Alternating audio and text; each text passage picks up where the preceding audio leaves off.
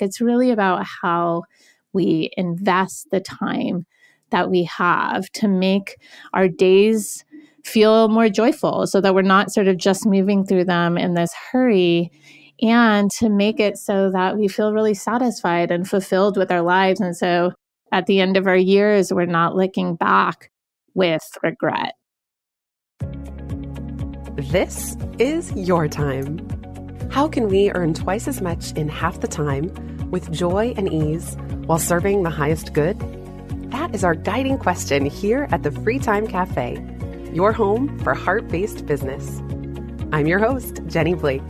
Join me for conversations with authors, friends, and fellow business owners as we explore ways to free your mind, time, and team to do your best work. Now, on to today's show. Welcome back, Free Timers. Jenny Blake here, and I am absolutely delighted and honored to welcome Cassie Holmes to the show. Cassie is a professor at UCLA's Anderson School of Management, an award-winning teacher and researcher on time and happiness, and the best-selling author of Happier Hour: How to Beat Distraction, Expand Your Time, and Focus on What Matters Most. I was telling Cassie before we hit record that I think this is the most texts from friends that I've ever gotten for a book launch of people saying, do you know Cassie? Can you have Cassie on the show? You two would be a match made in heaven. So with that, Cassie, welcome to the show. Oh, thank you so much for having me. And I'm excited for this match made in heaven. It's going to be fun. Yeah. Yes, match made in free time heaven. And I mentioned to you, I went to UCLA for undergrad. So the big secret is that all of my books are Bruin colors. So there's some combo of awesome. Baby blue and gold. Yeah. Yellow and gold. Fantastic. Yay. I found it really interesting because what I didn't know from listening to your podcast tour for this book, that your initial interest for your research and your schooling was around happiness, specifically in the final week of making wedding preparations for your dream wedding. Your fiance called with a very fateful phone call. And he said, I'm not ready to get married. And you write in the book that in an instant, your smiley existence, you had this really sunny disposition, had shattered, along with your vision of a perfectly laid future. I can't even imagine that feeling. Was there any part of you, I'm always curious when things like this happen, was there any part of your intuition that had been giving clues along the way, or did this completely come out of the blue? Well, I mean, there were some hints that he was getting sort of nervous leading up to our big wedding, but whether because of or despite everything, my cheery disposition, I was just so like, of course, everything would be fine. And I was so optimistic that I need everything and we could make anything happy. And I was just so sure because everything had been happy mostly in my life. I mean, certainly there are sort of day-to-day circumstances that can be frustrating or draining, but I was just so sure that I could make things happy. But it was sort of an uninformed assuredness, and it was very much reliant on just the fact that things had gone well so far. And I was lucky enough to sort of have a cheerier disposition. And so it was quite shocking. I mean, that was the first time in my life that I actually got depressed, because it was like, oh my gosh, I was so in love with this person, so much so that we were going to spend the rest of our lives together. And I was literally in the car pulling out of the driveway, going down for wedding preparations. Like my wedding dress was in the car. I was packed for the honeymoon. Hundreds of people from around the country were going to be gathering in 2 weeks in San Diego for this big event. And I just couldn't believe that the sort of future that I had envisioned and that sort of my happy existence was getting shattered. But I actually think it ended up being so great. I mean, as odd as that sounds. I mean, for one thing, I ended up with a man who is like, thank gosh, he is the person that I should be with. And we have built a wonderful life together. But also, thank gosh, because it showed me that my sureness in happiness wasn't just reliant on these things that we're actually not in control of. So our happiness, a big part of it is determined by our inherited disposition. Are you sort of naturally more glass half full, or sort of the like empty part of the glass? And also circumstances do have an effect. They have a smaller effect than we think, but those things aren't out of our control. And what I learned in this, and actually going to the research, because I had started studying happiness as an academic pursuit. I was in my PhD program, but this made me much more attentive to it of like, holy cow, how can we make decisions in our day-to-day life? What should those decisions be that gives us some agency, gives us some control, gives us some tools, despite our inherited disposition, despite our circumstances, that allow us to choose happiness? And that sort of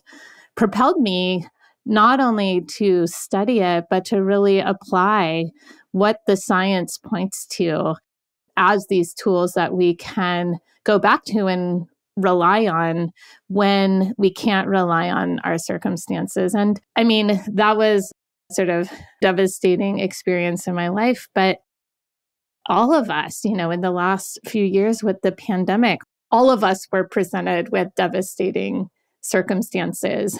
And it's, again, sort of going to the research, looking to the science. What are these tools that we can implement so that we are more resilient in the face of these negative events, so that we can choose happiness? And when I say happiness, what I'm talking about is what we feel in the day-to-day, but also our sort of evaluation of our lives as satisfying. And so it was certainly an event that I wouldn't have chosen. But from that, I learned that our happiness is up to our choices. It reminds me of the parable we'll see, where these events that are so devastating, and just telling all the guests, putting myself in your shoes, would feel so humiliating and horrible. Like, that's worse. I don't know what's worse, having to do that or having your fiance say he's not ready to do this. And it also reminds me of one of my favorite Garth Brooks songs, Unanswered Prayers. Isn't it interesting how sometimes we think this thing is going to make me happy, marrying this person at this moment in time, and then it becomes this unanswered prayer that the logic of which is only shown to you later. And we could come back to the story of how you met your husband, your now husband. Looking back, was there an unanswered prayer of that not going through? I mean, beyond the research itself, which you were describing to us just now, just for you personally? I mean, as it's all played out, I'm like, thank gosh. But I will absolutely say for a long, I did not think it was a prayer that I had. Oh, yay. How wonderful. Yeah. Everything happens for a reason. Yeah. It took me a while to think that things, yes. So in hindsight and looking at my life overall at this point, I'm like, yes, thank goodness. But I wouldn't say that was the case at the point. And as you said, I mean, there was everything about it that was devastating. It's like, this person whom I wanted to spend the rest of my life with was basically breaking up with me. And deconstructing this wedding and telling everyone it's like, oh yeah, it's not happening. And having to go and call all the vendors and try to get some money back. Terrible. It's just terrible. It was That's totally the unhappiest hour. Oh my goodness. Well, I love how you've taken that and kind of unpacked, what can I do? And it sounds like, as you were sharing, it's driven a lot of the research, which is things are going to happen to us that we don't want.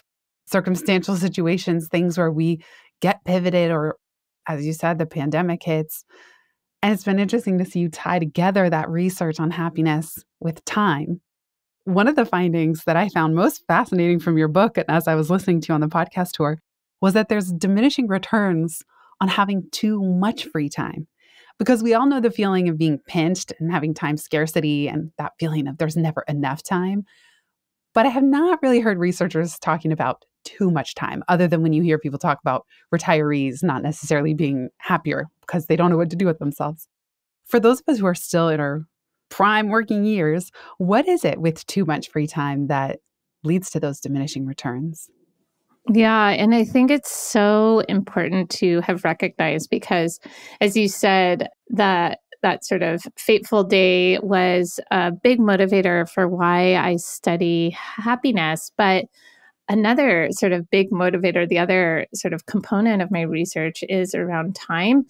And I had a poignant experience with that too, where I just felt like the biggest barrier for my own happiness, I felt like it was lack of time, that it was early in my career when I was an assistant professor at Wharton. And it was just the pressures of work. I had a new baby and I had a husband who I wanted to be a good partner to. I had friends that I wanted to be good friends to, the never ending pile of chores. And I remember this night when I was coming back from New York to Philly, I'd given a talk and it was the very last train that would get me home to my 4-month-old at the time, Leo.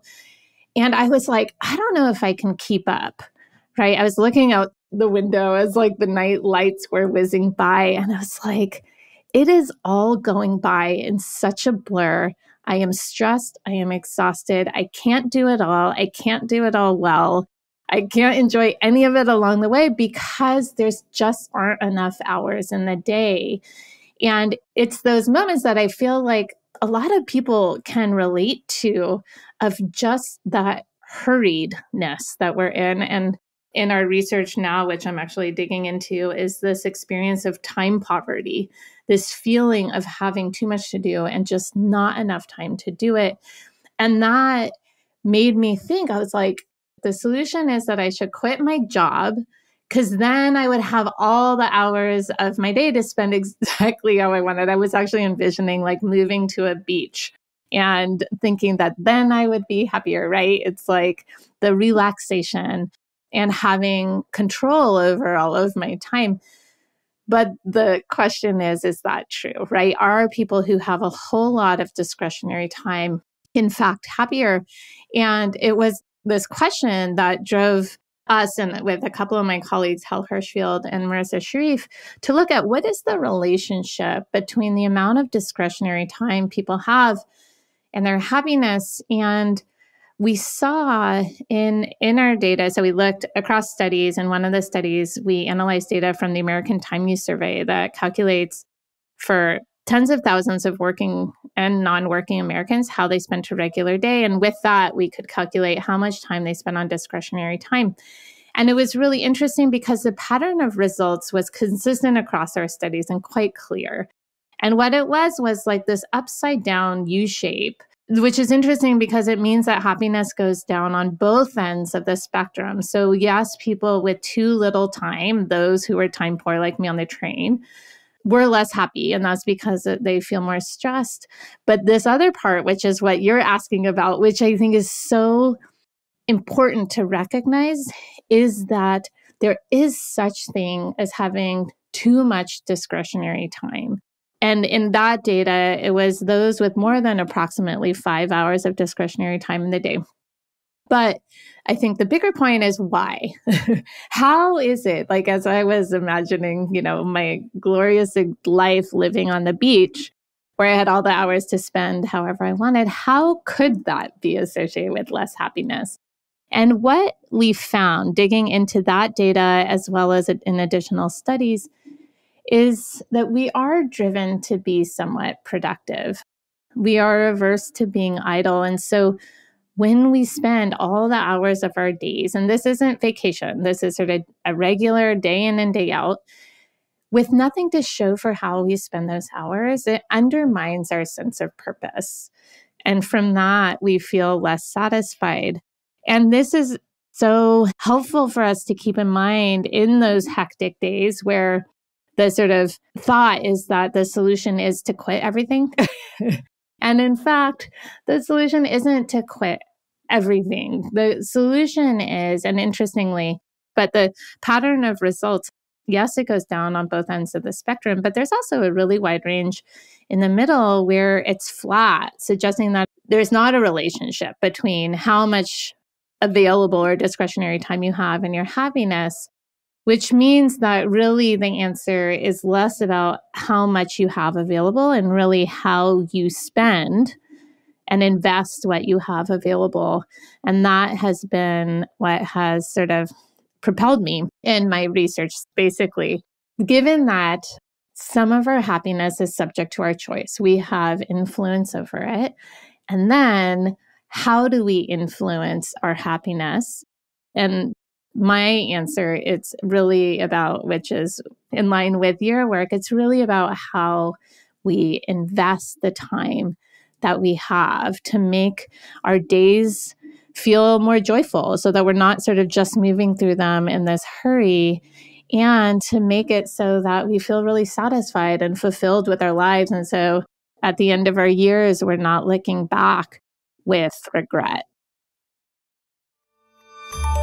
We'll be right back just after this.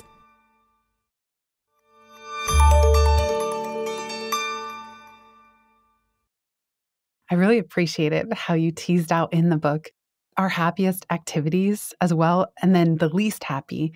So the least happy being ones that are lonely, obligatory, or that feel wasteful, like standing in line at the DMV, the good old classic deal. Oh my gosh, when I realize when someone tells me I have to call the tax department of New York State or the federal, I lose my mind. Like I just lose my mind. Yes. I get unhappy rageful. time. Yes, Yeah. at wasted time or trying to fix an error on a credit card bill that doesn't belong there. And maybe it's the fifth time I'm calling. I get rage when my time is wasted like that for really stupid bureaucratic things. But that rant aside, it was interesting that on the happiest activities, you say connecting through conversation and, of course, getting outside, getting fresh air. And I love the exercise you described that you have your students do to get to know each other, that in just 15 minutes, you ask them to have a conversation. So can you tell us a little bit about this exercise? Because it made me smile reading it. I thought of podcasting in general as a format kind of matches what you're describing in this part of your research and your experience with your students. I totally agree. And it's fun to talk about because I'm teaching right now. So I teach this course, Applying the Science of Happiness to Life Design, to our MBA students and executive MBA students. And in the class last week was this exercise, and it was just so fun to see them do it. And I participated as well. So basically, in light of time tracking, as well as, research across fields, not just, psychology, you see it in philosophy and all these places, that our happiness relies on social connection and sort of genuine connection. And one sort of part of that is connecting through conversation. And there's, with friendship and sort of development of closeness, there's this observation that it involves escalating and reciprocal self-disclosure. So escalating, that is like, as you talk more, you're sharing more, you're more disclosive. But there's also this reciprocal aspect of it where it's like, I will share with you and I would love to learn about your experience too and listen. And so there's this relationship closeness induction task, which sounds very sort of dry, but basically it's these sets of questions.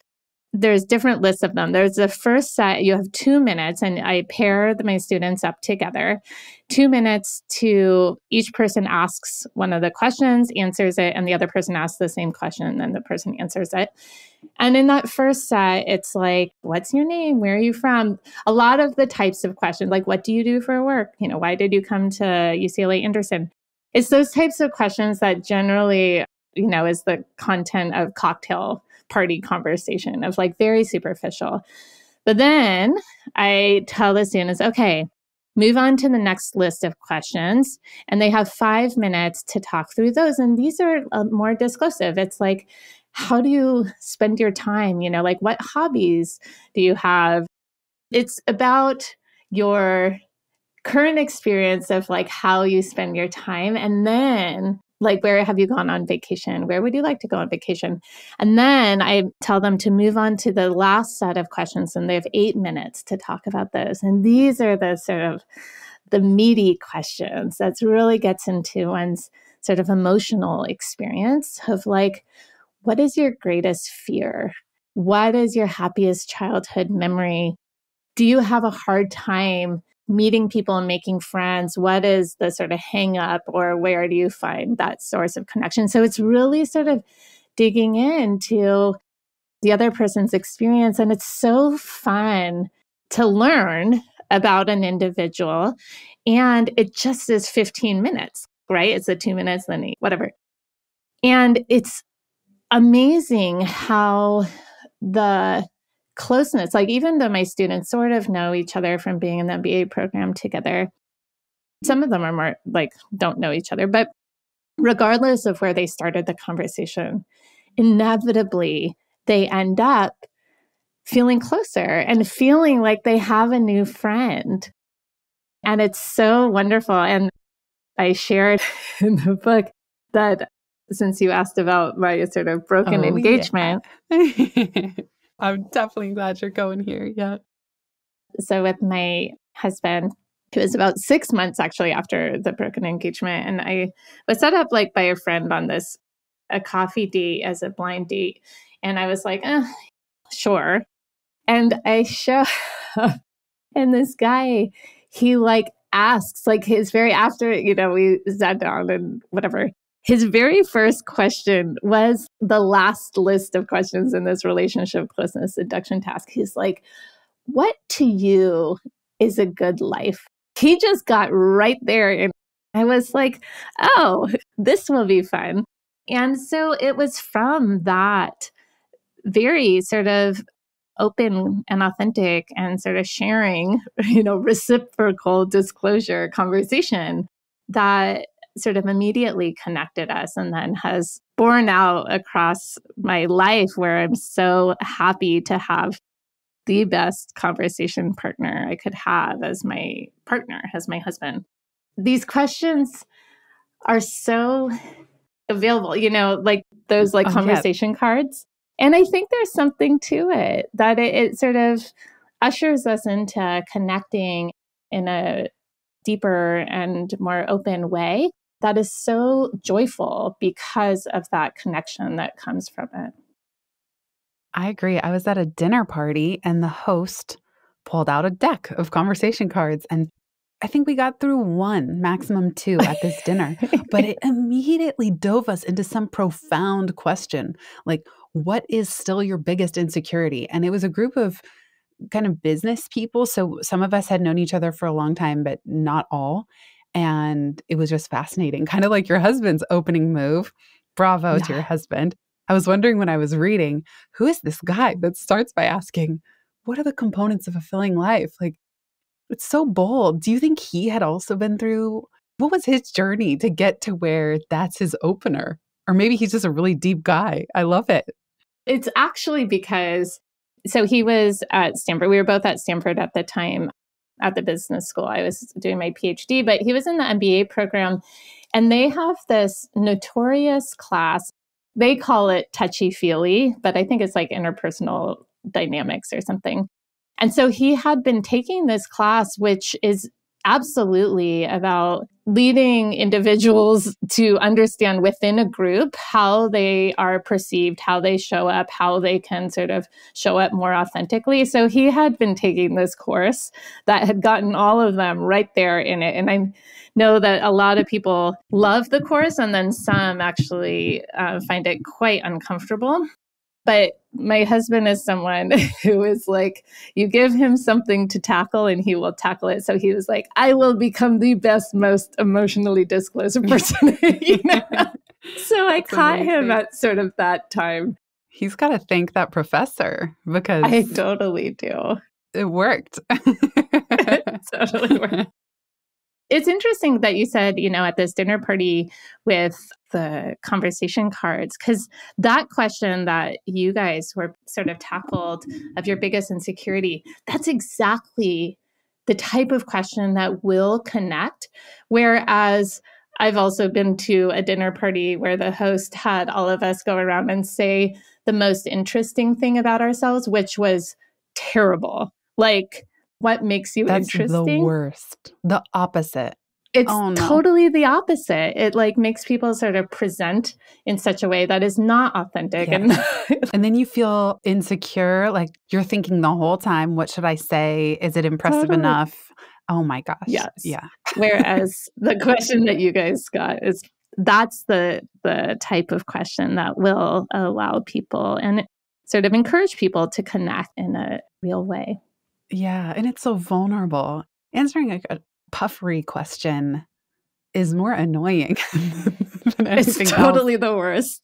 But then the insecure question, or ones like it, the ones you've had your students do, it's more vulnerable. And what I appreciated what you said in the book is you kind of fall in love with your partner a little bit, or anyone at the table. And there was that famous New York Times article, where people were like, someone tried to pull it on me, like, let's answer these 35 questions together. And I already knew what it was. This was like not a guy I should have really been dating.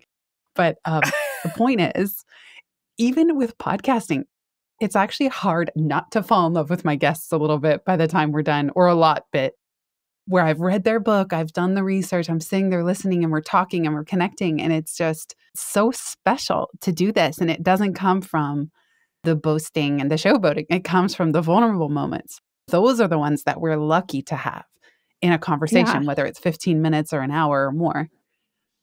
I think, and I know that COVID has sort of like boosted this form of communication through podcasts. And it's so funny because actually in this sort of domain of time where there's all this discussion that our attention span is getting so short and we're always rushing through, and that folks only have the patience to watch something for 3 minutes. Even 3 minutes is too long.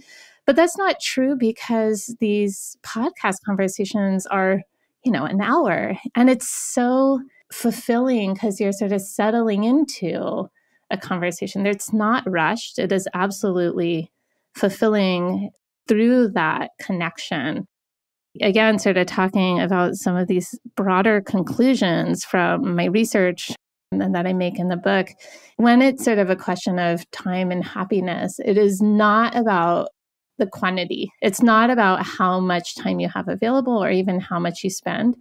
It's totally about the quality of that time, like what's really worthwhile. And that worthwhile can come from connection. It can come from learning or inspiration or awe or genuine, like excited productivity where you create something. It's so interesting. And I suspect that you're sort of up against this too, that when people think about time management, so often it's sort of this idea of how much can you get done as quickly as possible. And it's about checking things off the list without actually looking at the outcome of it or even the input of it. And so I think that these podcast conversations are so glorious in terms of so clearly showing that it's not about making things short and just checking it off the list, that you can actually make something really wonderful by slowing down and really being in the time that you're spending as opposed to sort of trying to move through it. We'll be right back just after this.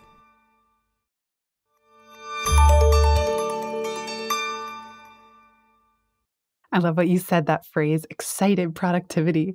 Like, that's true. That's the fun stuff. I even find it deeply satisfying and rewarding as a podcast listener because, as I learned from you, the getting outside is such a crucial piece, and connecting through conversation, even though it's not quite the same as going on a IRL walk and talk with a best friend. There are plenty of podcasts where I'm sitting with my dog Ryder at the park. We're in the grass. Sometimes I spend up to 2 hours because it has become so enjoyable. And I do have a podcast in my ears. I mean, some would say like, you should be meditating, but I'm listening to a deep conversation, even if it's to other people. And I find it so soothing, probably like you said, because even the ingredients that went into that conversation that I'm parasocially attaching myself to, vicariously in the room, they weren't rushed. We don't come to a recording like this and go, okay, how fast can we get the most info about the book, about the research? that's not the point. And I totally agree with you. So much of the productivity literature and is about efficiency and squeezing more and more juice out of the same lemon. And I feel that creates just as much stress of like, am I squeezing hard enough? And am I getting enough out of it? Versus this more expansive looking at what the quality activities and the happiest activities are, looking at the ingredients as you've so helpfully teased apart of what makes us least happy. And there's one more thing I want to get to before we have to wrap up. Our friend Kay, I say our friend because maybe one day you'll be his friend too. He did a lot of writing about Happier Hour when it came out. He asked this question. You talk about buying better time through delegation, and that's a common theme here on Free Time as well, that it's ultimately hard to have a spacious sense of time if we're doing everything at home and work. And sure enough, I actually find a lot of household tasks to be much more draining and less happy than the stuff I do at work, which kind of flexes my brain in different ways. Kay's question is there a sweet spot in terms of how much you could outsource or delegate in a given day? He said, I recall hearing a study that it's 4-ish hours because you can't outsource things like sleep, fitness, hanging out with friends and family, learning. And I think sometimes delegation also gets swept up in this like, delegate absolutely everything. You shouldn't be doing anything that's not your precise zone of genius. I don't know, but sometimes washing the dishes, again, probably my part while listening to a podcast, but there are certain things that are chop wood, carry water variety that might still bring us happiness that we don't have to delegate into oblivion. So I'm just curious, go wherever you want with that. That's coming from Kay. Well, thank you, Kay. It's interesting. I am not aware of. So Ashley Willens is a researcher who does a lot of this work that's identified that people who do spend money on time-saving services report being happier. And the mechanism is so clear, right? It is that understanding that our time is absolutely a more critical resource than money. And for all the reasons that you say in your work, Jenny. And so it is worth spending money to free up time so that you are not spending on these activities that feel really chore-like. They feel like an obligation and you're just trying to get through it so that you can free up time to spend in these more fulfilling, perhaps socially connecting ways. Actually, they showed in their research that couples who spend on time-saving services report greater relationship satisfaction. And that makes sense, right? Because if you're not spending your evenings doing the chores and instead, like if you're going to the grocery store and then like slaving over the stove, and then by the time you sort of get food on the table and then you have to clean it all up, that is time away from you actually sitting at the table with your partner or with your family, having like that real connection.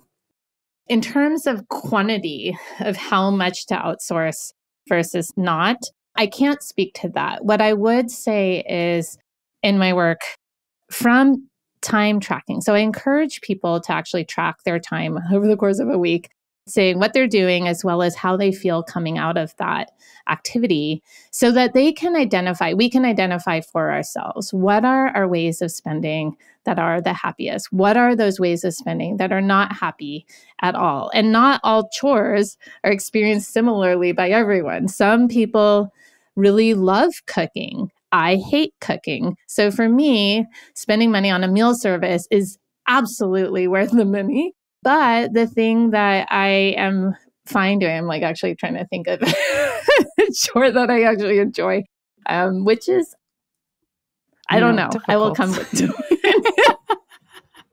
Totally. Wait, which meal service do you use, by the way? I tested at least 10. I'm curious which one you're using. We are currently using Thistle and Gobble, but I've just heard about another one. But I think the bigger point is reducing the guilt that people have associated with like, if I can do it, then I should do it. And I know you talk a lot about that, so I don't need to repeat that. That's not the appropriate thing. And not just thinking about a day, but actually thinking about your week overall. How can you spend and allocate and sort of design your hours and piecing activities together so that overall, the good stuff is having the biggest impact possible. And that the bad stuff, or the stuff that are obligations that you do have to do that you can't outsource, how can you minimize the negative effect of them? Like even bundling, which is something that you were sort of mentioning. Like, sure, if I can't outsource a particular chore, I have to do it. Well, if I listen to a podcast while doing it, then all of a sudden it's more fun. Actually, one of my readers, she reached out and she's like, one of my favorite strategies that you shared in the book is this bundling strategy where you take something that is not fun and then you bundle it with something that is fun. So all of a sudden that time feels more fun. She loves it so much because her husband bundled ironing with watching sports on TV. So every Saturday, amazing. He would set up the ironing board in front of the TV and turn on sports. And then ironing became his favorite activity because it was his time to watch sports. I am all about the bundle. Speaking of which, I feel like bundling, you can develop a Pavlovian reprogramming. So you and I talked about dry bar before we hit record because of one of my rants on the podcast. And we happened to have wet hair in a braid today, so we're matching. But I really get stressed about email. It's in my least joyful activities, no matter what I've tried, no matter what tools, what systems, doesn't matter. Anyway, when I was at Dry Bar, I would have either coffee or a glass of champagne, and I would make myself answer email. So I'm sitting there getting pampered. I also got to answer email while I'm sitting in the chair. And I started to develop this thing where I smell the Dry Bar smell, and then I think it must be time to do email now. It's the weirdest thing, but it worked. It worked. This was back when I needed blowouts, pre-pandemic. That's actually helpful because email is my source of unhappiness too. And I haven't figured out how to bundle it because then when I try to, I can't listen to a podcast while also emailing or else I can't concentrate on anything. Every now and then I'll be on a flight and I can bundle it with a flight. I have found I need to have a really awesome music playlist. And then I do it once a week, ideally to a great playlist or in a really joyful location like Soho House in New York City. I'm starting to give myself the Pavlovian thing where, I sit in a nice comfy seat and I order an oat latte and I get to read for a little bit. And then I open my computer and I do at least an hour of email. And Soho House has very particular smells with their hand soap and their lotion. So the Cowshed products is very unique to them. But the point is, I take myself out of the house. I go to a really joyful spot. I ramp my mind of my mood into it, but it's starting to be where the smell a little bit mixes to say, okay, almost like I'm like a child or a pet or something. Like going to the vet, where you're like, oh, let me give you treats. It's going to be okay. And then that's working for me. I hope you're not going to be ruining your Soho House membership or whatever by I don't think so. I think it makes me feel good. I'm kind of getting... You're doing it. Yeah. Yeah. And then I'm kind of a little bit not getting my money's worth. That's a bad way to put it. I moved really far away from it, so I don't go very often. I joked during one of the pandemic years before they told us we could put on hold, I had a $1,500 coffee because I only went twice that year. And I'm I better be a productive business meeting, Anyway, I digress. I appreciate what you're saying about bundling. And listeners, we want to hear from you. I always love when people call in or write in. And I try to solicit people to share my favorite time-saving system so I can air it back out on the podcast for other free timers. But this would be really fun. If you have a favorite random bundle that you do to make your least happy activities just a tiny bit happier, let us know. You can email hi@itsfreetime.com. Okay.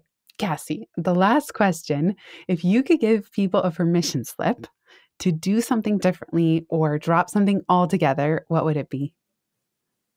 I would just say to prioritize one's own personal happiness. And this is something that I've just observed that people have a really hard time doing because of the time poverty, right? So we're always rushing, and the things that get our priority are the people around us. And sometimes that is in the work context too, as opposed to ourselves. But with research pointing to that when we personally feel happier, it makes us show up better for those around us.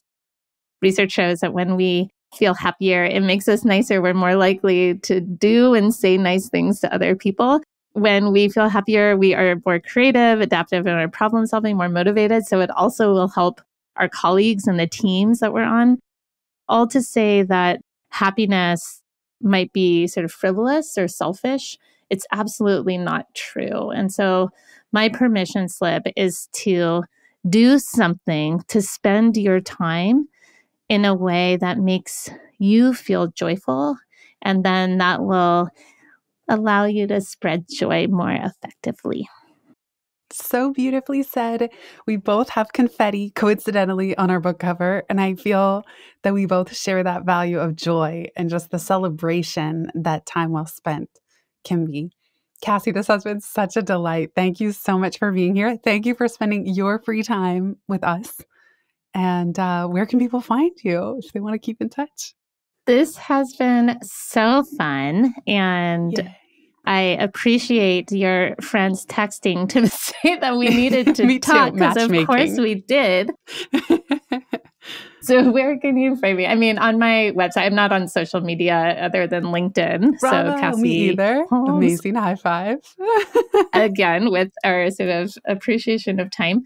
But my website, cassiemholmes.com, and that is where my academic work is up, and then where I am and the information about Happier Hour, which I worked so hard to sort of pull so much of my research and these insights together. So that's actually maybe the best answer. Oh, yeah. Definitely get your copy of Happy Hour if you don't already have it. I have to say, you did a really epic podcast tour, and I saw so much incredible media that you did. So congratulations on the launch. And I'm guessing a lot of listeners have hopefully already gotten their copy, but if not, it is truly fantastic. And I already can't wait for your next book. When people would say that to me, I'm like, oh my gosh, I'm so tired. There's no way. It'll be 5 years from now. But it's true. It's true. Every now and then it's like, oh yeah, I just know whatever you come up with next will be great. So thank you so much, Cassie. Thanks so much. If you've listened this far, you get a gold star. Thank you. Word of mouth is the most joyful way we can grow this show, and it helps us land interviews with the luminaries and insightful guests that you would most love to hear from. Please send this episode to a friend who might find it helpful. And for show notes and related links from this episode, visit itsfreetime.com. While you're there, make sure you're subscribed to the Time Well Spent newsletter. You'll get instant access to my tech toolkit, a continually updated list of all the software I use, along with the total monthly spend to run my business, where no one works full-time, even me. Visit itsfreetime.com/join. Remember, you are running the show. It's time for radical reimagining, and everything is up for grabs. Let it be easy, let it be fun, and build with love.